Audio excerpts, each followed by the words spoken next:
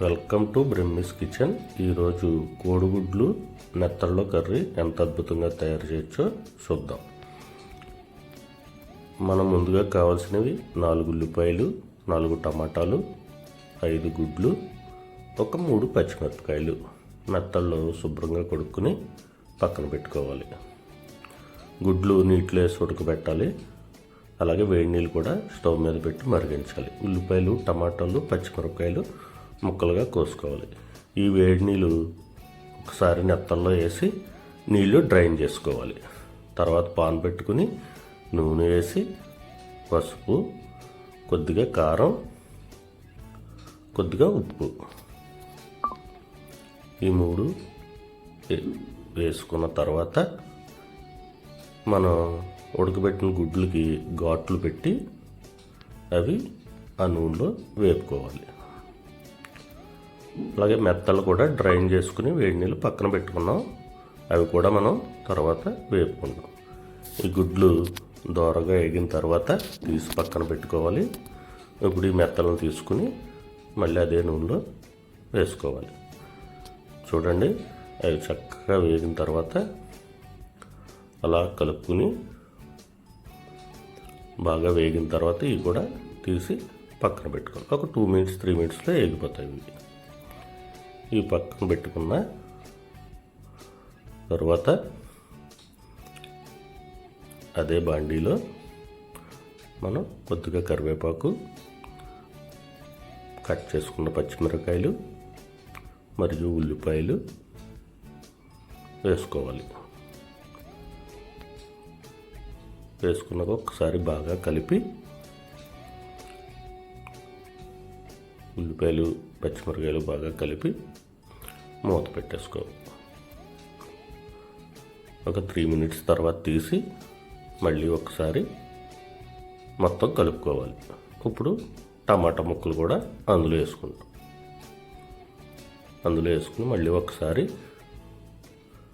మొత్తం కలిపి మూత పెట్టేస్తాం.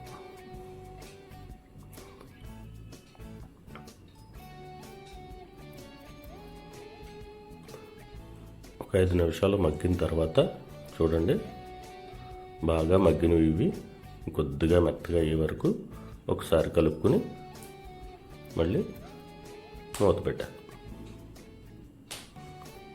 ఇప్పుడు పూర్తిగా మగ్గినవి చక్కగా కనిపిస్తుంది. ఇప్పుడు మనం మళ్ళీ కొద్దిగా పసుపు, 3 స్పూన్ల కారం. ఈ కారం ఇంట్లో తయారు చేసిన కారం కాబట్టి చాలా రుచిగా ఉంటుంది.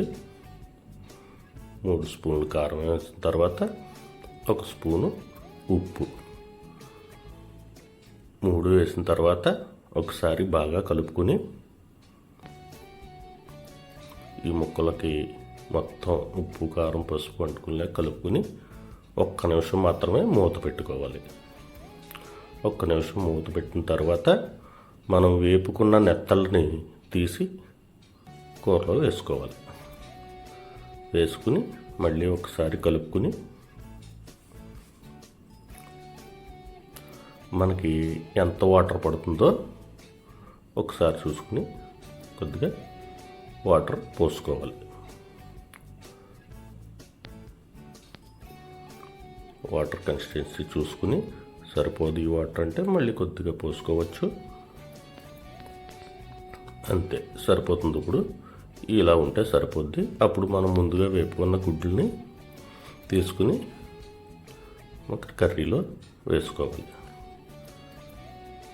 వేసుకుని మూత పెట్టి ఒక 6 నుంచి 7 నిమిషాలు అలా మీడియం ఫ్లేమ్లో మగ్గిన తర్వాత కూర రెడీ అయిపోతుంది. కొత్తిమీరతో మనం గార్నిష్ చేసుకుంటాం. చూడండి, ఇది ఎంత అద్భుతంగా ఉంటుందంటే కూర. డ్రై ఫిష్ ఇష్టం లేని వాళ్ళు కూడా చక్కగా తింటారు. ఇది వేడి వేడి అన్నంలో కలుపుకుని చూసారా, అన్నం పొగలు కక్కుతూ ఉంది. దాంట్లో చక్కగా కూర వేసుకుని ఒక ముద్ద కలిపి కోడిగుడ్డు ముక్క చిన్న ముక్క విరిచి అలా నోట్లో పెట్టగానే ఆహా, అబ్బా కాలిందండి. కాలుతా ఉంది. ఒక్కసారి ఇది ట్రై చేయండి. మళ్ళీ ఇది మీరు ఖచ్చితంగా వండుకుంటారు. Okay, ready. Thank you.